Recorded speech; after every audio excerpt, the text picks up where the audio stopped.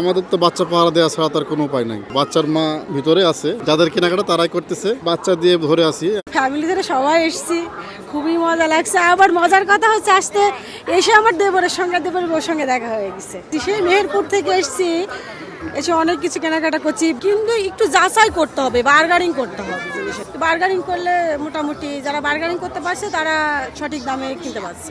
মেহেরপুর থেকে আসছি ফ্যামিলি সহ, ঘুরতে ভালোই লাগছে, কিন্তু জিনিসপত্রের দাম একটু বেশি।